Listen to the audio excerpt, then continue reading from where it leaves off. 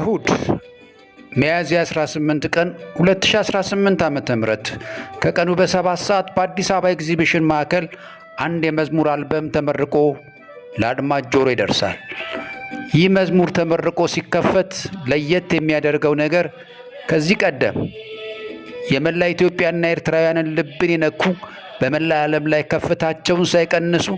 እስካሁንም ድረስ እየተዘመሩ ያሉ ዝማሬዎች መካከል የተከሸነ ቃላት የለኝም፣ ክብርህ ከክብርም በላይ፣ የለህም ተወዳዳሪ፣ ጨለማዬ በራ፣ መርከቤ በውሃ ላይ፣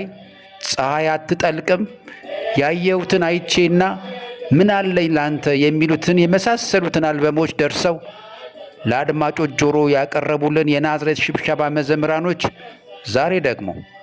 ጌትነት የሚያምረው ባንተ ነው የሚለውን አዲስ አልበም ይዘው ይቀርባሉ። ስለዚህ እሁድ ሚያዝያ 18 ቀን 2018 ዓ.ም ከቀኑ በ7 ሰዓት በአዲስ አበባ ኤግዚቢሽን ማዕከል ቀድማችሁ በመገኘት